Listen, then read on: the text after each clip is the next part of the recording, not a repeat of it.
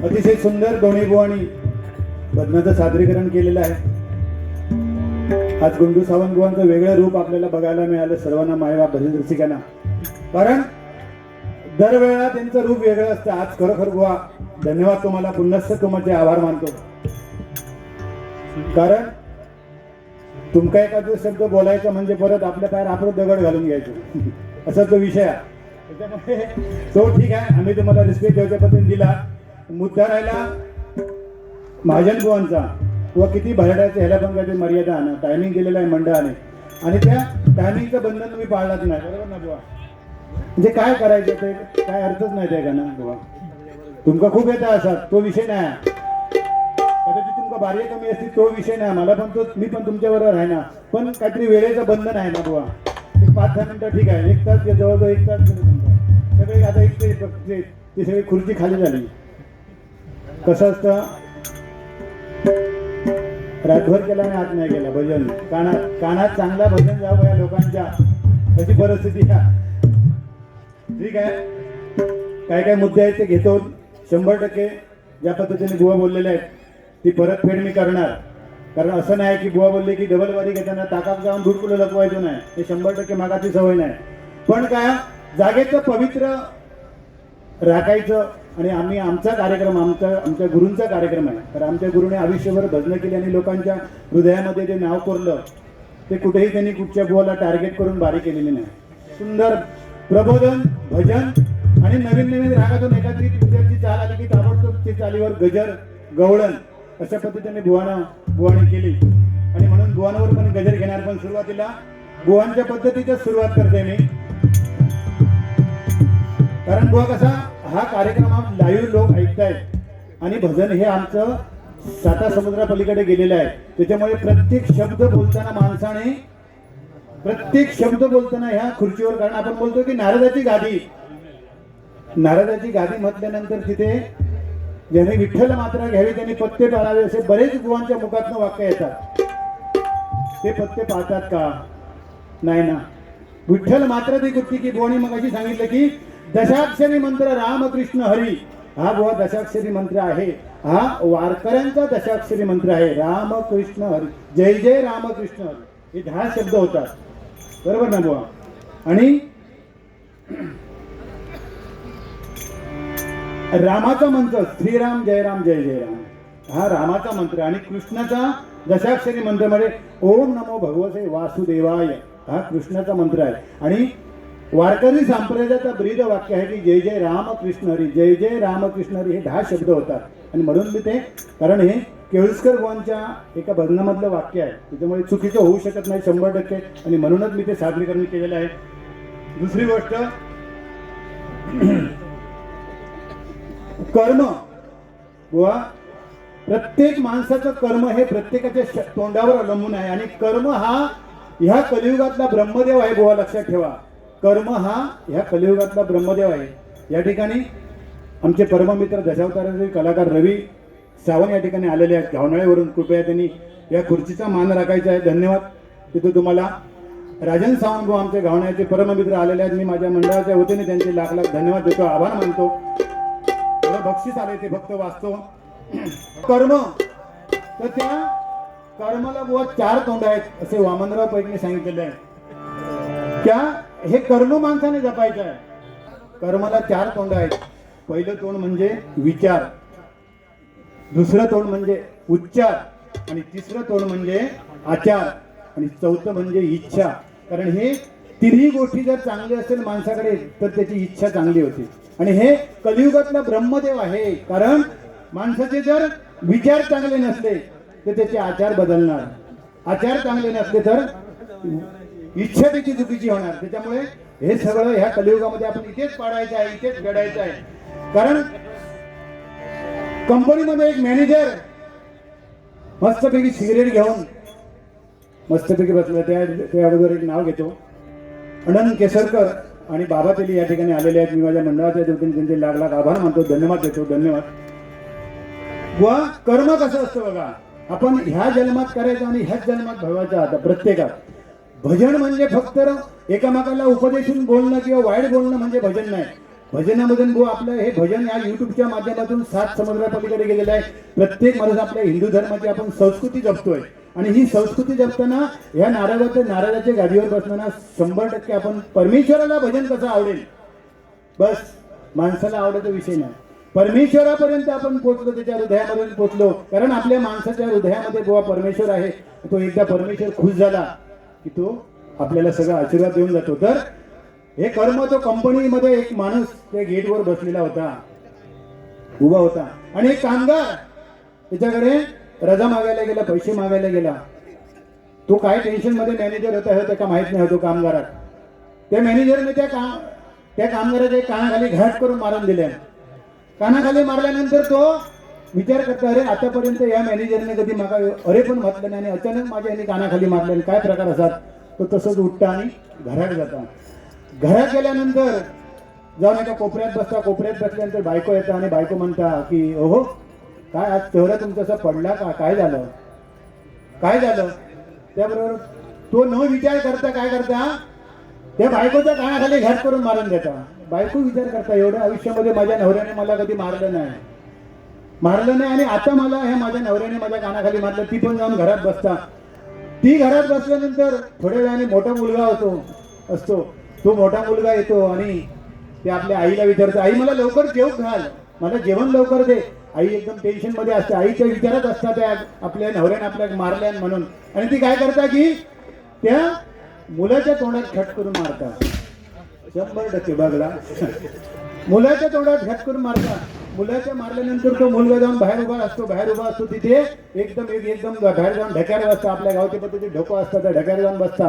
आणि बसल्यानंतर त्या ठिकाणी तो लहानगो भाव असता, तो कुठून तरी खेळायला येता आणि खेळायला नेल्यानंतर त्याला विचारता, दादा चल काय गप बसला, चल माझ्याबरोबर मस्ती कर.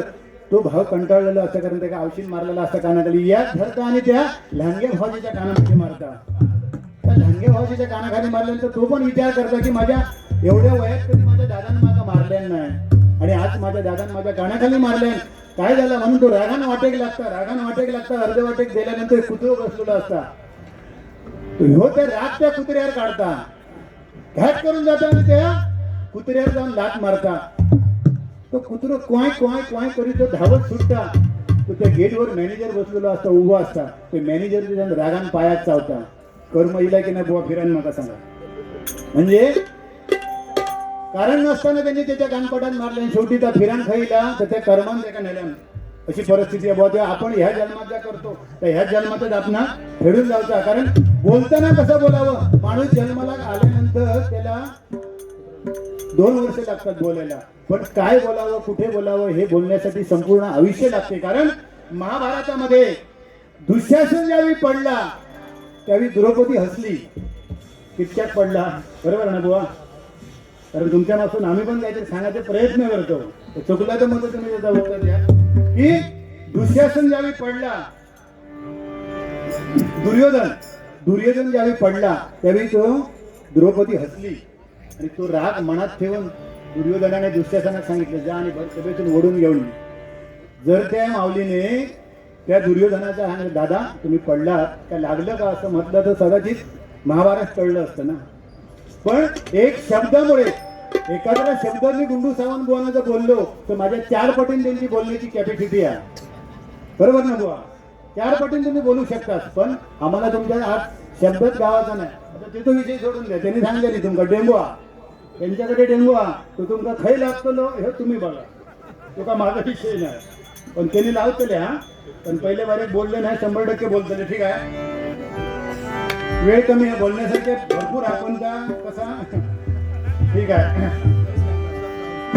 आज बुवा खरोखर मी भाग्यवान समजतो की आमच्या काशीरामचा कार्यक्रम मुंबईमध्ये पण चालू आहे आणि मुंबईमध्ये कार्यक्रम चालू आहे, तिथे पण डबल बारी हरियाणा बुवा आणि परब बुवांची आहे आणि या ठिकाणी पण आमची बारी आहे. धन्यवाद देतो.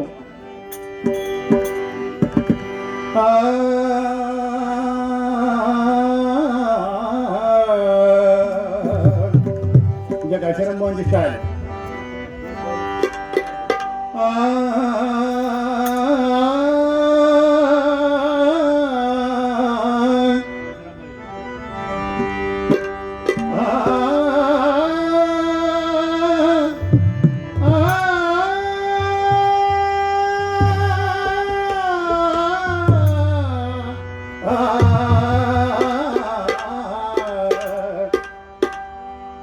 भजनाची महती लाभो तुम्हा कीर्ती म्हणून शर्त लावू नका.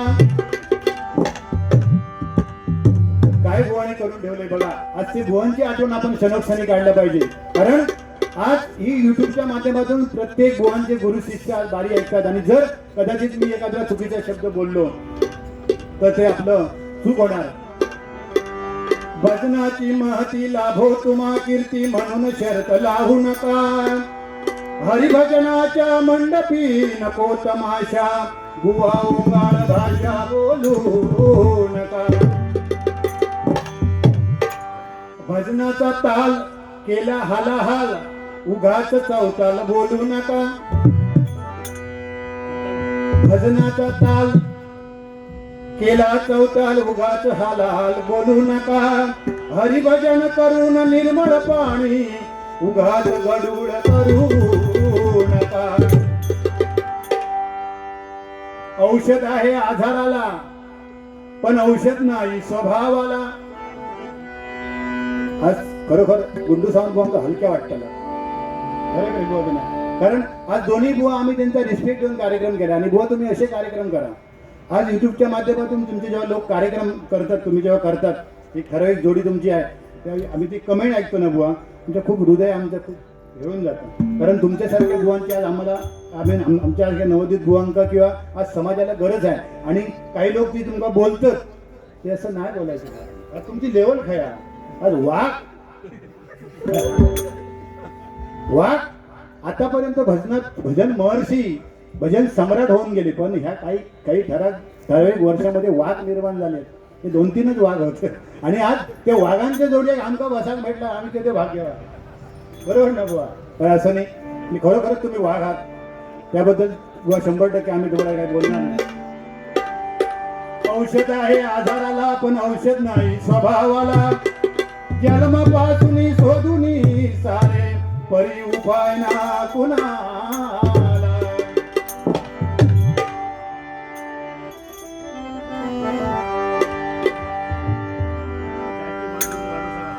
जरा ढोलकीची चाटी वाज.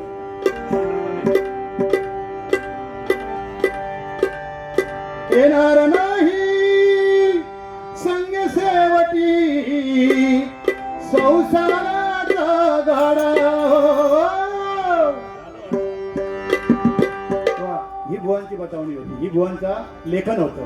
येणार नाही संग सेवटी संसाराचा गाडा. कारण प्रपंचामध्ये बघा, प्रपंच आणि परमार्थामध्ये, प्रपंचामध्ये माणसाचं वय वाढत चाललं काय किंमत कमी होता. आणि परमार्थामध्ये जसं वय वाढत चाललं की किंमत वाढता. बुवा प्रपंचामध्ये आपण आयुष्यभर किती जरी केलं, किती जरी संपत्ती, स्लॅबचं बंगलो किती जरी काय बांधला, तरी लाटला त्याचा उत्तर 0 भेटताला. काही भेटायला नाही. म्हणतो गेल्या आणि गेलो. पण परमार्थामध्ये तुमचं बुवा गुंडू सावंत बुवा जसं वय वाढत असेल तसेच तुमच्याकडे लोक बघताना त्या भावनेने बघणार की हे खरोखर हे एक रत्न आपल्या कोकणामध्ये आहे. आता त्या रत्नाचं सोडून द्या. त्यांनी सुरुवातच कशी केली आहे. आणि 1 तास भरडल्या आणि त्याच्यात एकाच माहीत. पण समीर महाजन बुवा तुम्ही पण मला रिस्पेक्ट दिलात, त्याच्यामुळे मी पण तुम्हाला काय बोलणार नाही.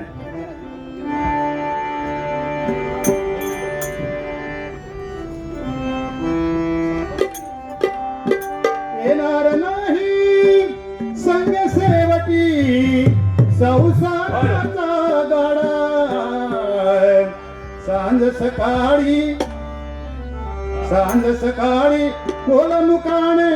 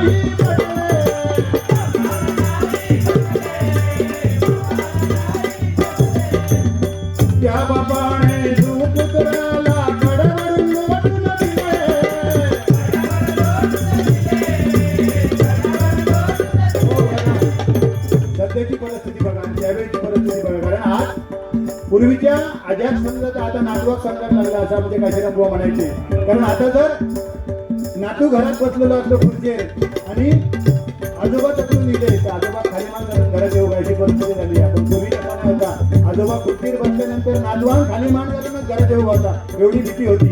आज बघा परिस्थिती, आज आपण ह्या युट्यूबच्या माध्यमातून ऐकतो की बापाला किंमत राहिली नाही हो, आई वडिलांची किंमत कमी झाली. आज एक बातमी आली त्या दिवशी की स्वतःच्या मुलाने त्या बापाला ठार मारून घरामध्ये पुरलं. एवढी परिस्थिती आज कलियुगाची अबुवा, हा घोर कलियुग आहे. तो प्रेम प्रकरण त्या मुलीने स्वतःच्या बापाला आणि भावाला सांगितलं फाशी द्या म्हणून. एका प्रेमामुळे आज आपण समाजामध्ये कुठल्या भाषेत वागतोय, आज भजनाच्या माध्यमातून लोकांना काय देतोय, हेच द्यायचं आहे की संतांनी दिलेली शिकवण, या संतांनी दिलेली शिकवण आपण लोकांपर्यंत पोहोचवलं. लोकांचं मन परिवर्तन करण्याचं साधन म्हणजे भजन. भजन म्हणजे फक्त दोन्ही बुवाने एकामेकाच्या उरावर बसण्याचं भजन नाही.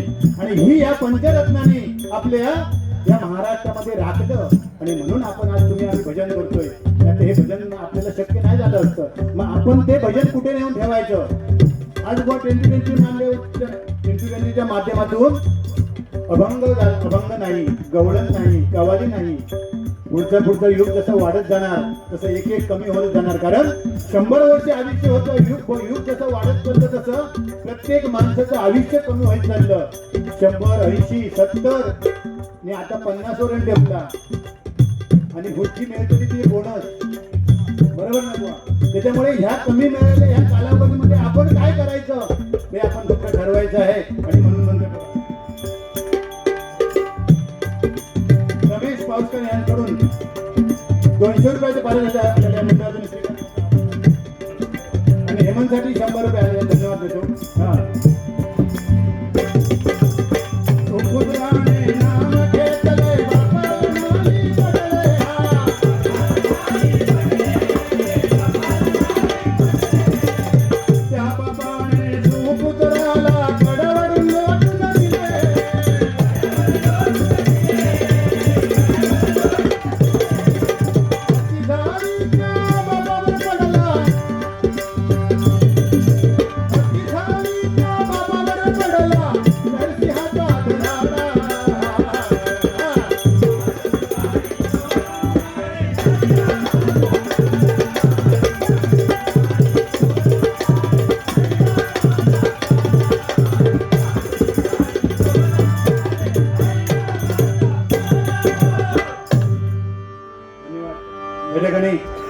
एक बुवांवर गजर घेतो आमच्या काशीराम बुवांवर.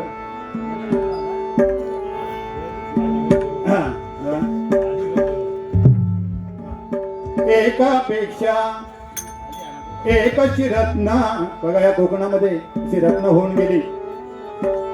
एकापेक्षा एक रत्न होऊन गेली कोकणात, पुन्हा नाही होणार अशी पंचरत्ने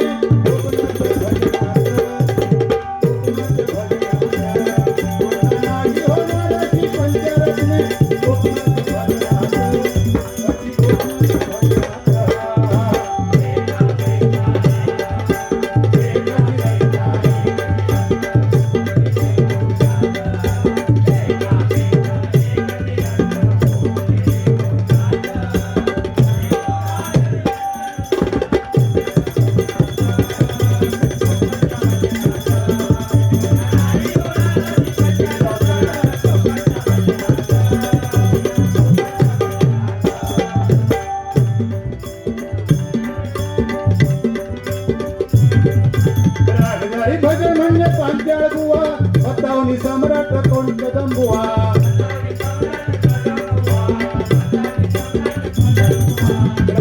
भजन म्हणजे पांचाळ बुवा, बतावनी सम्राट कदम बुवा.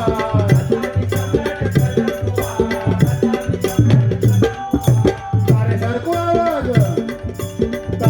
आवाज खोपकर बुवा, भजनात गोडी पाटील बुवा.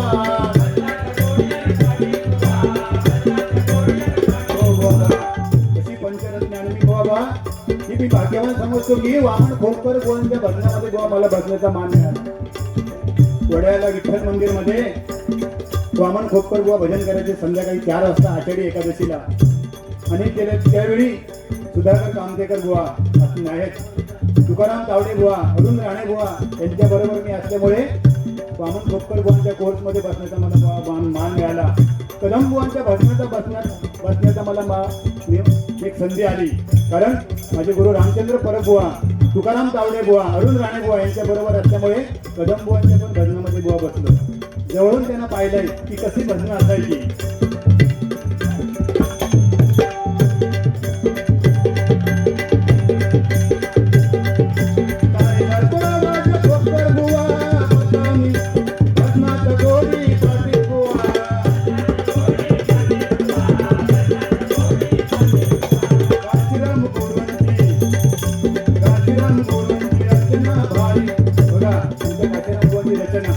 बसल्या गजर लिहायची.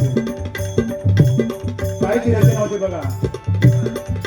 काशीराम गुरूंची रचना, काशीराम गुरूंची रचना भारी. आम्ही गातो भजनात, आम्ही गातो भजनात.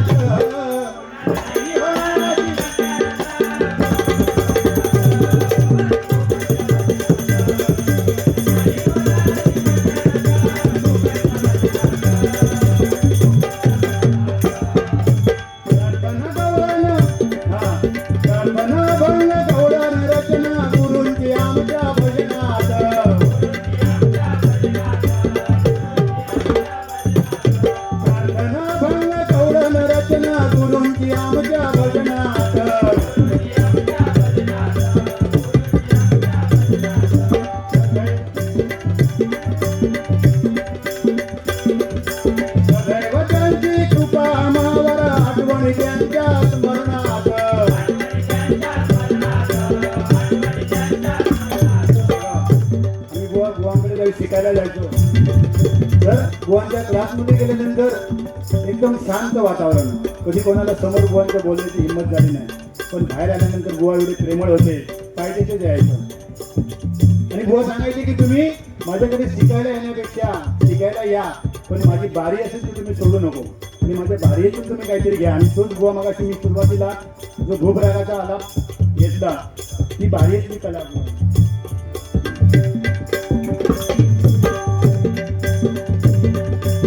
दैवतांची कृपा मावर आठवण त्यांच्या मनात.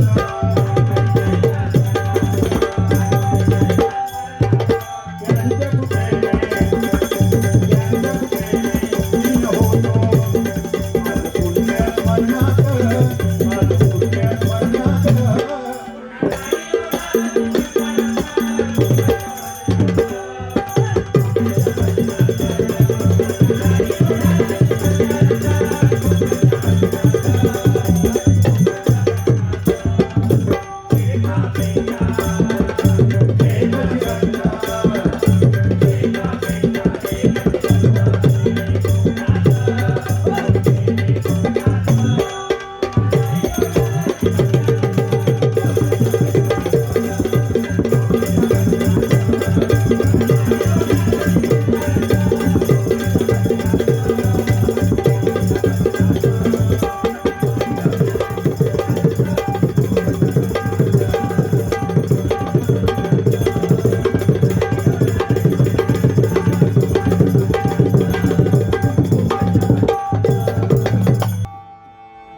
धन्यवाद.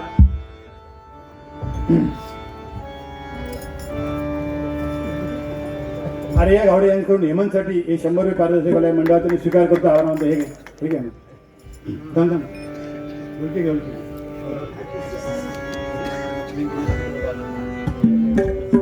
या ठिकाणी बघा गेले 13 वर्ष आपले रवी साहेब अत्यंत नम्रपणे हा कार्यक्रमाचं आयोजन करतात. आणि ते मंडळ म्हणून रवी साहेबांवर एक छोटासा फक्त एक गाणं म्हणतोय.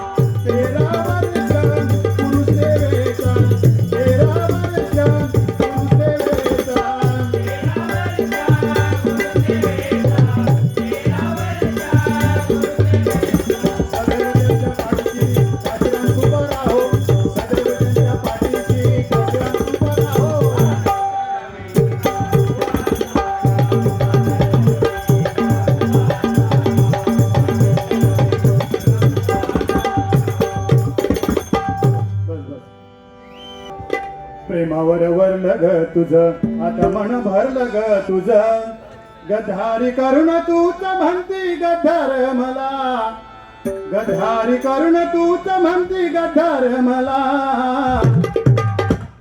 पाखरा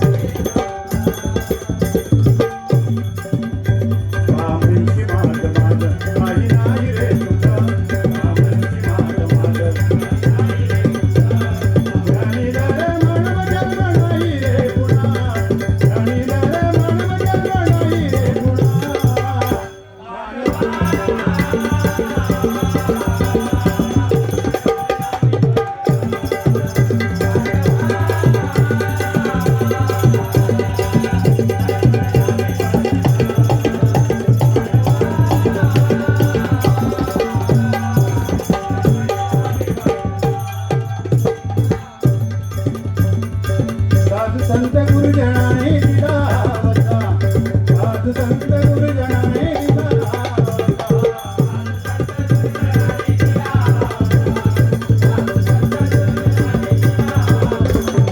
सर्वाने पिळून पांग फेडतील कथा सर्वाने पिळून पांग फेडतील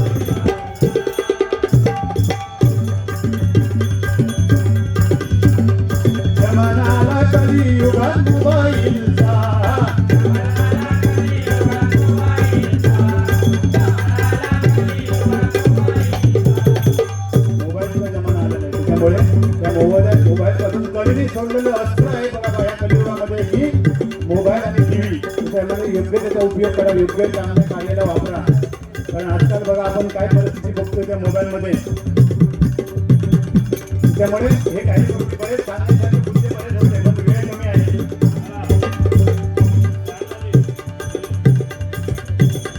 त्या मनाला कलियुगात मोबाईलचा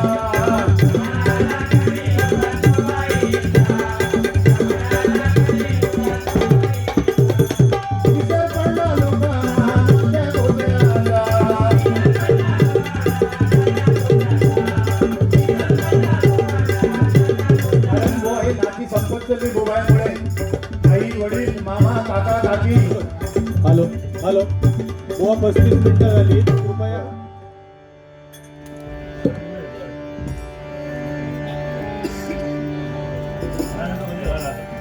राम कृष्ण हरी जय जय राम कृष्ण हरी जय जय राम